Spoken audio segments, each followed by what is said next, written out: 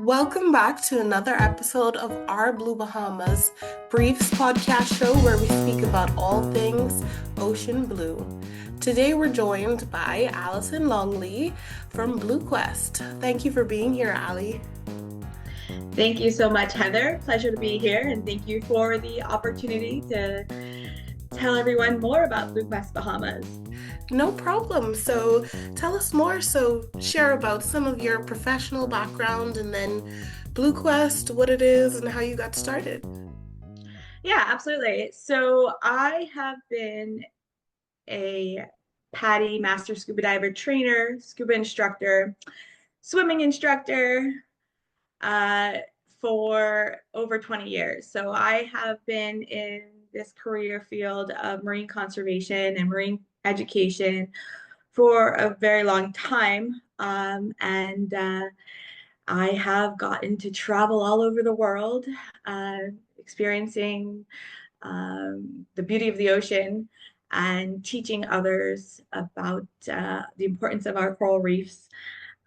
So that's a little bit about myself professionally. I'm also a U.S. Coast Guard captain for both power boats and sailboats.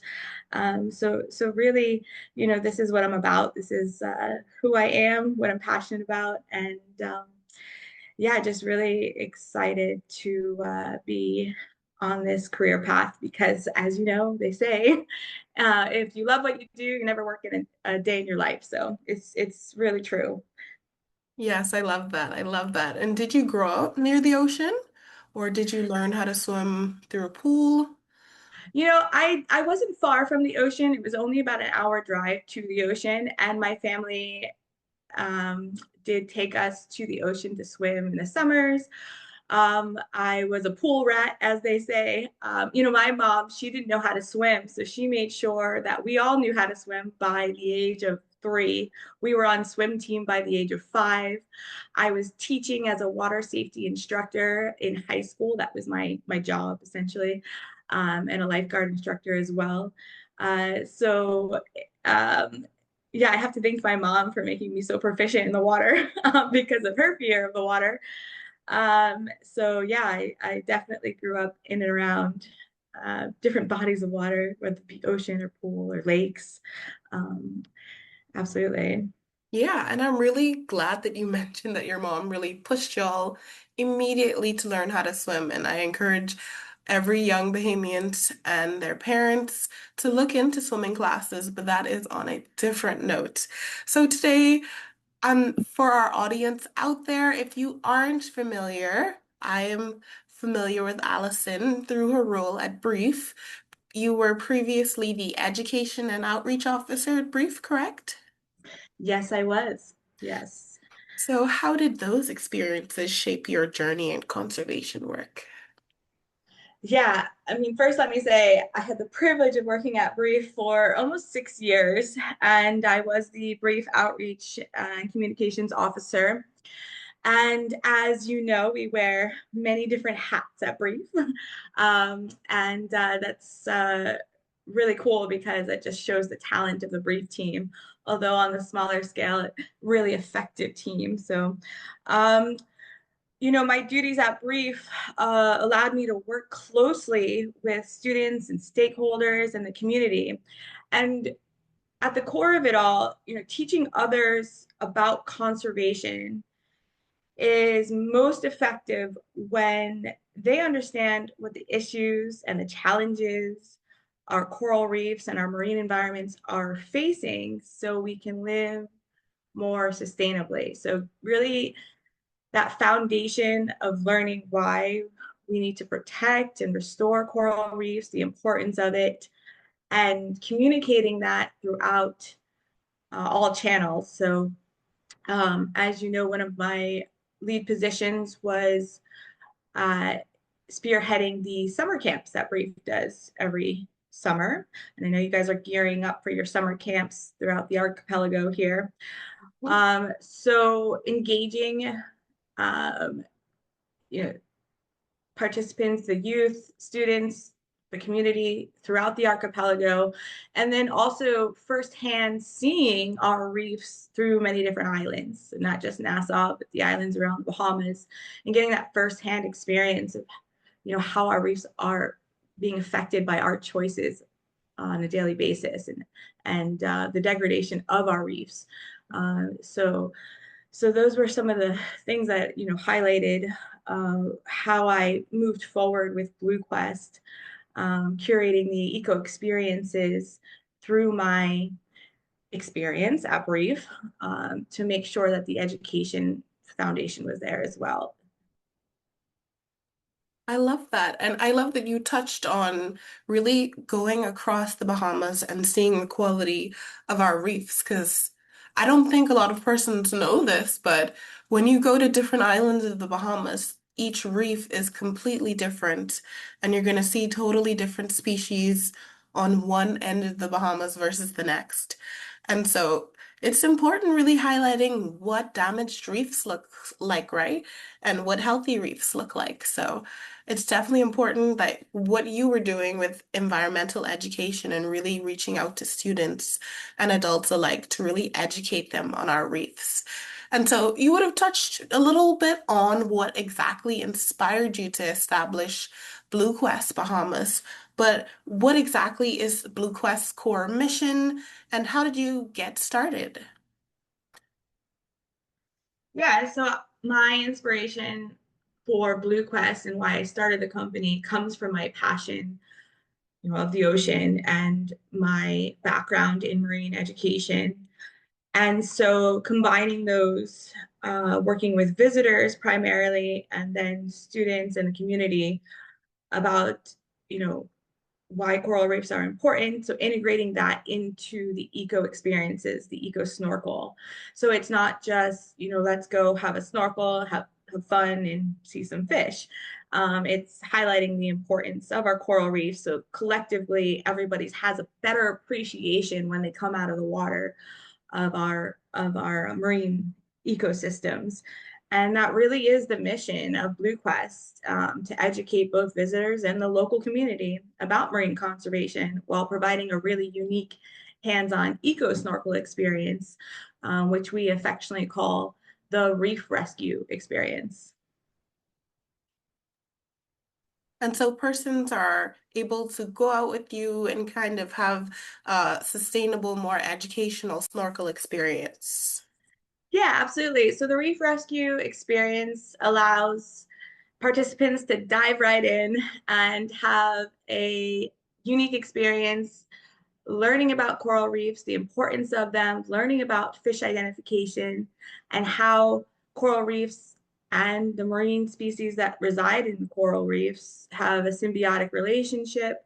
They can even get more hands-on and assist by cleaning the nursery.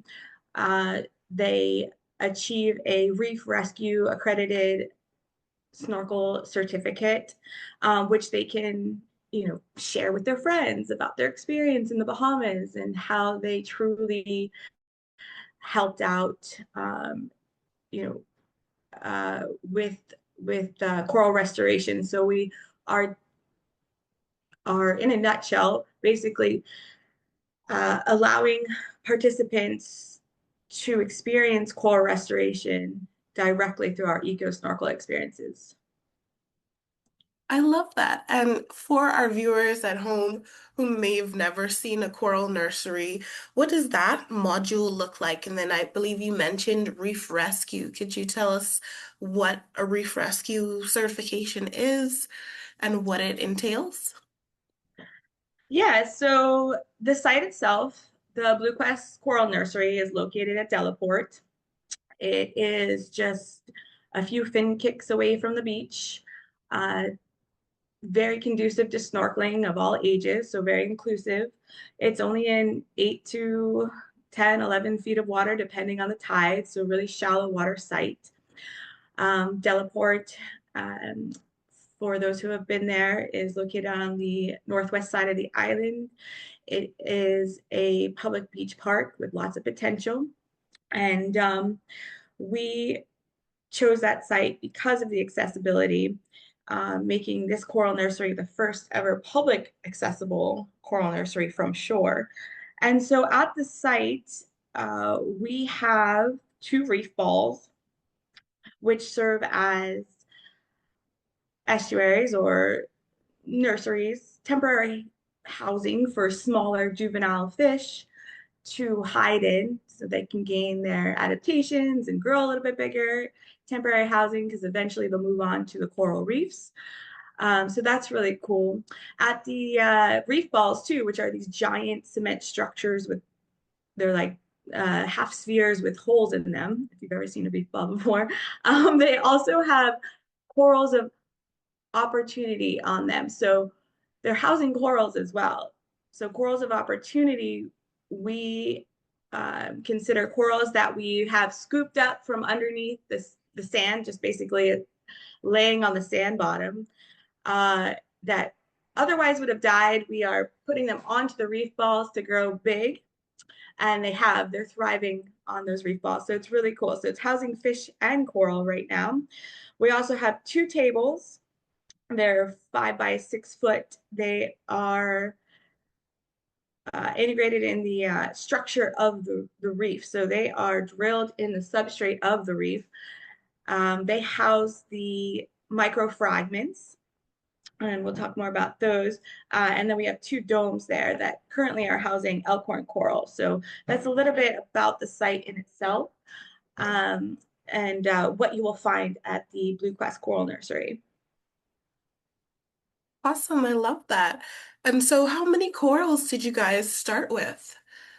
So at the Blue Quest Coral Nursery, right now on the tables, we have around 150 corals, 150 microfragments. Wow. We have about 10 elkhorn corals on the domes. So far since last year, we have outplanted close to 200 corals on the nearby reef. And we will do the same for the corals that are on the tables at the nursery this time next year. They will be outplanted as well when they are ready to be. So yeah, that's a little bit about the capacity that we're holding at the moment. The Blue Quest Nursery is in partnership with the Perry Institute for Marine Science. And uh, I believe we have the most diversity of genotypes at the site. Now, Perry Institute could attest for that. But I do believe in all of Nassau and the Bahamas in itself, we have the most diversity. So why is that important? Well, what we are encouraging is coral spawning. So eventually in the summer months, um, these corals will spawn, make baby corals, and those baby corals will go in the column of the water, be carried by currents, and make more coral reefs. So outplanting is great, but it takes a lot of resource and time, hand outplanting corals. What we ultimately want to see is these corals spawning. We have all endangered species at the site, and they're all major hard corals, major reef building hard corals. Um, some examples of what we have is the groove brain coral, the mountainous star coral, the elkhorn coral, mustard hill coral, and the greater star coral. So uh, really exciting to see uh, that diversity there at the site. Yeah, and for our listeners out there, diversity is so important when it comes to our coral reef ecosystems because they are the lifeblood and the heart of our fisheries and our oceans and our beautiful beaches and all of our ecosystem services that we are provided from our oceans. And so you would have mentioned microfragmentation. What is that?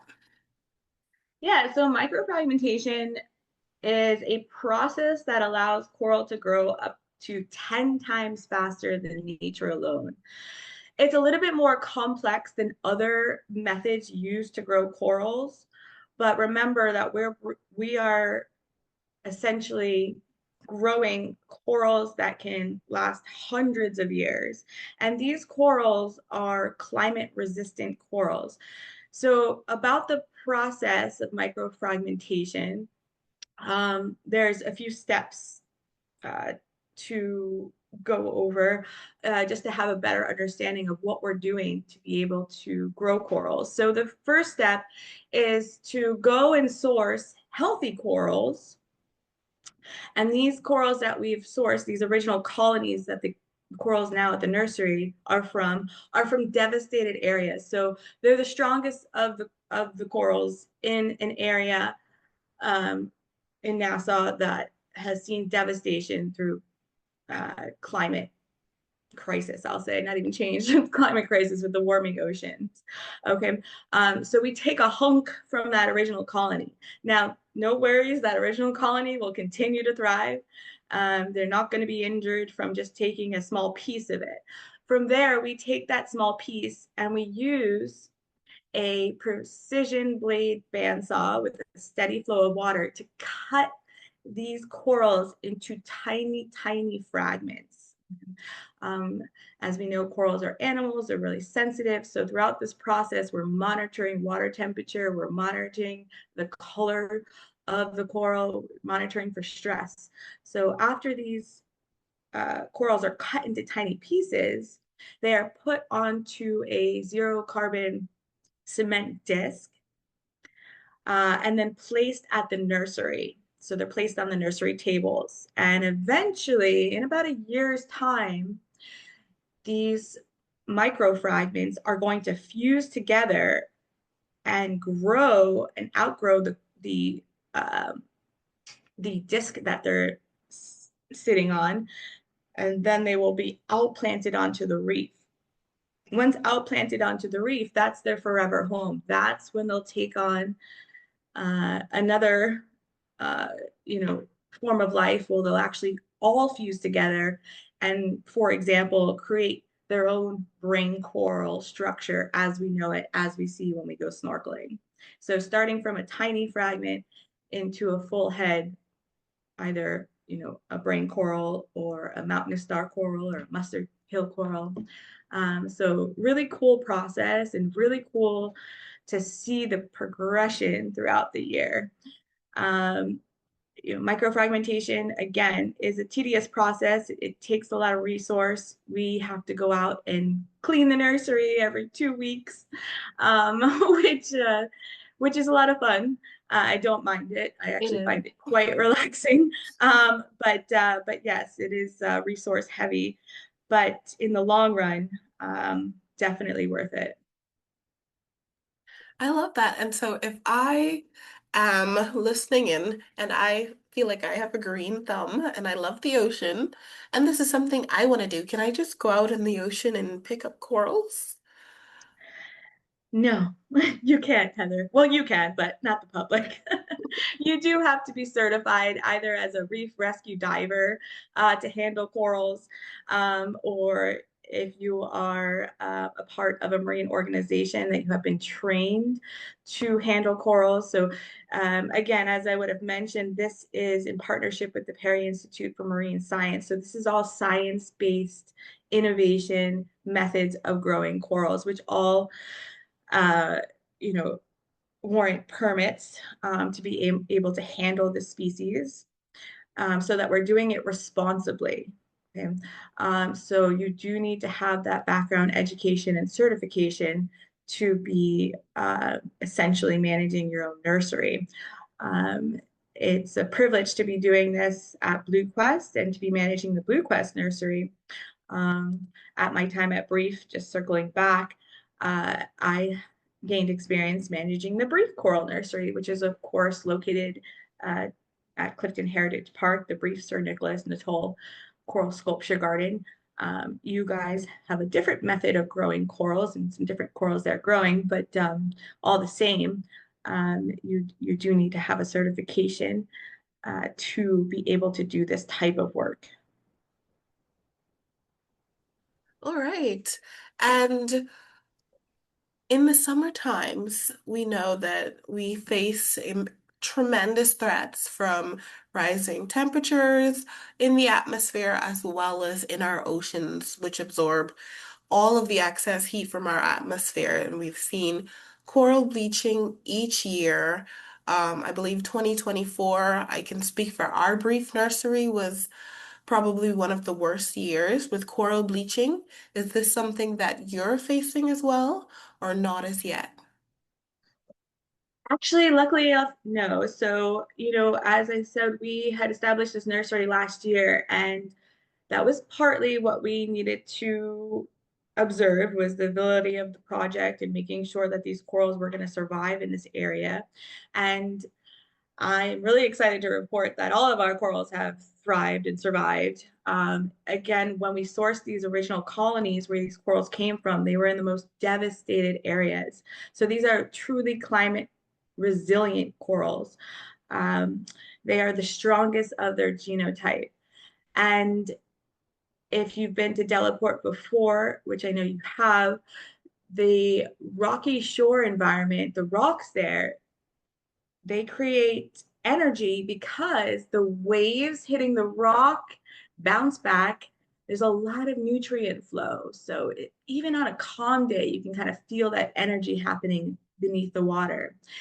Uh, and because the water movement is constantly flowing, it's also bringing in sand. Now, sand is actually a good thing when we're dealing with the coral nursery because the biggest threat to our corals with these warming ocean waters is the algae growth, the bacterias. And that sand actually covers the algae and kind of chokes it, so to speak. So it's not growing at the site whatsoever. So these corals are literally sitting in sand, the outplants, and they are thriving because they don't have the threat of algae. Now, they are climate resilient corals, but they are not disease resilient corals. So that's one thing that we are constantly monitoring as well.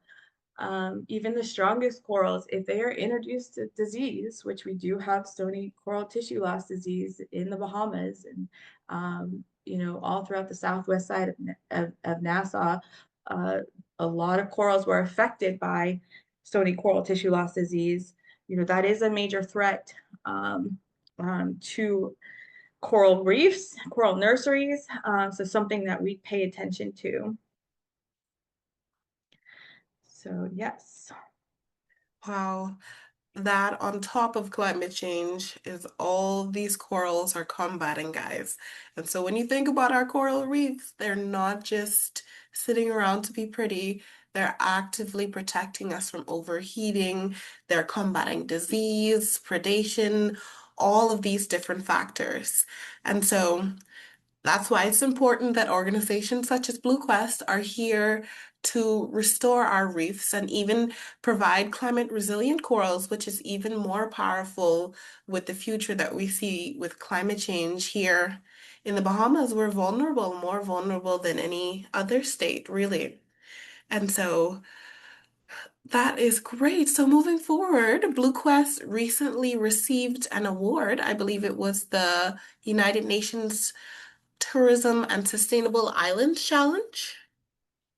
Yes, really exciting to report that we Congratulations, did by the we way. did win a United Nations award in the marine and coastal conservation category. So just to give some context, this is the first ever United Nations competition that was partnered with the Ministry of Tourism here in the Bahamas.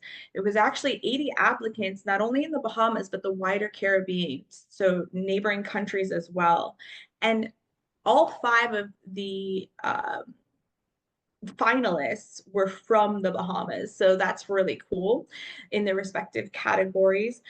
I say this is not only a win for Blue Quest, but it's a win for the Bahamas because it highlights the Bahamas as a leader in innovation in coral restoration. So it really puts us on the world stage. So to have partnership with the United Nations and the Ministry of Tourism in the Bahamas is invaluable. It's a really exciting venture that we have, uh, you know, been able to access. And there's going to be so many exciting things happening for Blue Quest following this partnership. So Yeah, I'm just looking really forward. the pinnacle of my career. I love that. Yeah. And knowing Ali since she has been at Brief, I can tell that she really has a passion for corals, and I'm happy that you're able to expand and network with all of these organizations and really build something for our environment that you can be proud of and that'll benefit us for generations to come. And so, to that note, as we close and wind down, I want to know, what does a future of coral restoration in the Bahamas look like for you? What would you like to see in the coming future? So, as far as the future restoration for corals, what I'd like to see is more collaboration, more science-driven uh, initiatives, and just scaling throughout the Bahamas. Um, getting the community involvement, fishermen on board with more responsible fishing methods and being more responsible with their catch. Beachgoers as well, being more responsible with what we take to the beach, we take with us. Okay? We don't leave anything on the beach. Um, we always say, take only memories, okay? Leave only footprints. Um, and Yeah, more protection. So coral restoration is really mitigation after the fact, right? It takes a lot of resource and funding to grow corals. But if we protect the healthy coral reefs that we have here in the Bahamas and let them thrive and keep the pressure off them, so to speak, um, that is really where we're going to win as a country. So increasing protection of the healthy coral reefs that we do have here. Uh, you know, it's a common misconception that the Bahamas is full of healthy coral reefs. It's beautiful, but really, coral reefs only cover 1% of the world's oceans. So the ocean's quite barren, and everywhere, just offshore, you're not going to go get the privilege of seeing a coral reef. And so when we do experience the beauty of our coral reefs, we want to make sure that we're doing everything to protect it and leaving, so to speak, less of a footprint, uh, while we are appreciating our coral reefs. I love that. You put that so beautifully, really appreciating our environment and giving back when we can. Oftentimes we go to the beach, we have a party, we have fun, and then we leave our stuff right there on the beach, unfortunately. And that's not how it's supposed to be in the Bahamas. We should protect our sun, sand, and sea, and that includes our coral reefs as well. So, Ali, can you let persons know how they can get in touch with Blue Quest if they want to book a reef rescue snorkel or just get involved or volunteer to assist you with cleaning? Yeah, absolutely. So Blue Quest offers eco snorkels at Delaport daily. So you can book a tour and go for a snorkel with Blue Quest to gain a better understanding of what we are doing at the site as far as coral restoration goes. You can also volunteer for a day, either guiding or cleaning the nursery if you're scuba certified and want to get your reef rescue diver certification so that you can assist in the operations of maintaining a nursery. And you can follow and share Blue Quest social media. So our social media is at Blue Quest Bahamas. That's on Instagram. So follow our work and share our work is the best way for us to continue our work and communicate what we are doing here in the Bahamas in regards to coral restoration. All right. Thank you so much once again, Ali. It was a pleasure speaking to you, and I'm always excited for every new opportunity for our coral reefs in the Bahamas. I've had the pleasure of working with you with Blue Quest, and I can personally say that she's definitely making waves, no pun intended. But this is the future of our oceans that we would like to see all across the Bahamas. So thank you once again, Ali. This has been another episode of Our Blue Bahamas. Thank you for joining us and stay tuned for our next episode next week. Thank you, Heather.